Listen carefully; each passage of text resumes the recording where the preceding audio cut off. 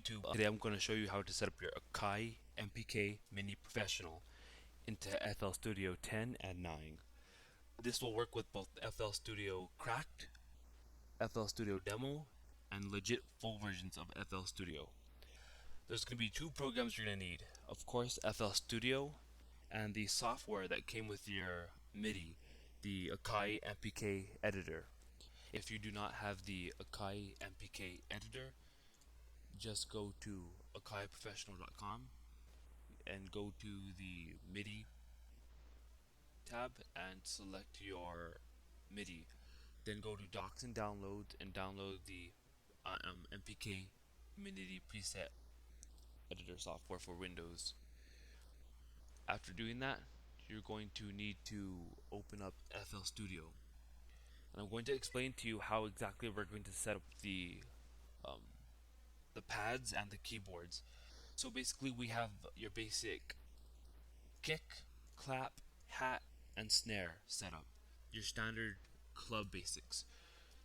Pad 1 will enable kick 1. Pad 2 will enable clap. Pad 3 will enable hat. And pad 4 will enable snare. I'm aware you cannot hear these going off, but as I press pad 1, you can see the kick is being sounded off. As when I sound pad 2, you'll see that clap is being played. Pad 5, 6, 7, and 8 will work the same. If I go to channels and load up Nexus, if I select Epic Pads, and just for giggles, let's do channel Chillin' Bells. When I play pad 5, this will play. And that's how you do that. The keys will not be affected anyway. My selected instrument, if I play on the keys, it'll still play the sounds as I go through the different keys, as in D5, B4, and A4. We'll still play those on the kick. But the pads will play the different instruments. This will allow me to play live or record more efficiently. If I want to play a certain keynotes in the pads, Nexus instrument, I can use my keys on the piano to do that, and my pads to play the drum and kicks. In order to get this type of setup, you're going to need to go to the Options panel, MIDI settings, and select the MPK MIDI. If it's not there, you're going to need to rescan your device. Make sure it's plugged in, of course. You're going to need to enable it. Make sure the controller type is generic controller. Make sure the auto detect is on, support hold is on, and the Omni Preview MIDI channel is on number 1. It must be that way. Once you do that, go ahead and close out of the options panel and exit FL Studio. You're going to need to load your MPK MIDI editor. Once it loads, the MIDI info will come up. You're going to make sure it's MPK MIDI.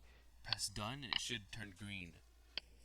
Once you do that, you're going to need to download a small preset file. I will provide you in the links down below.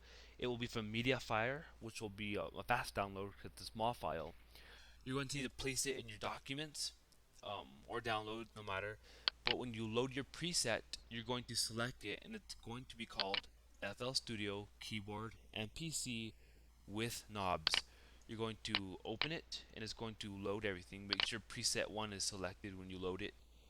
You're going to notice on the pads on bank 1 are G2, A2, B2, C3, C2, D2, and E2, and F2. If you don't want to download the file, just pause the video right now, and all these little notes you see, you're going to need to make sure everything is the same for your pads. Keys won't matter, just gonna leave everything alone. Make sure you have your knobs set up the same way, as well as the key and knobs MIDI channel must be 2, and things like this. Make sure everything's the same on this. If you're going to download the file, just go ahead and do that. Once you loaded your preset Once again, FL Studio with knobs. You're going to need to upload it. Upload successful must pop up. If this did not pop up, then something is wrong with your MIDI or the connection to the computer. Or maybe you forgot to close out of FL Studio, or your MIDI is being used in another program. The reason this error might come up is because the MIDI only has a small amount of memory, and while the MIDI is being used in a program, the program stores a small amount of information into the MIDI. And when you try to open up two programs at once that use the MIDI, such as the MPK Mini Editor and FL Studio, you might get the option that says there's not enough memory available for this task. Quit one or more applications to decrease the available memory. This does not mean your computer doesn't have enough RAM or memory, it simply means the MIDI in question doesn't have enough memory. I'm unsure of the technical specs of how much memory the Akai has in it. All I know is it works fantastic when it's not being used by two programs. So just make sure you exit out of a program. Um, and when you press upload and then you get the successful, go ahead and exit out of the Akai Mini Editor and open up FL Studio 10 or 9 again. After that, go ahead and test out your pads. Make sure they work like mine. Also, if you want pad 1 to play something else other than a kick, just simply replace it um, with, let's say, drum max, which I don't know how it will react. But then you go to load, we just load like industrial, and see it'll play. Pad 1 will play the first instrument, pad 2 will play the second instrument, pad 3 will play the third, and so on and so forth, all the way down to pad 8. Bank 2, I haven't set that up yet, but I will eventually, and I'll get that file out there for you guys.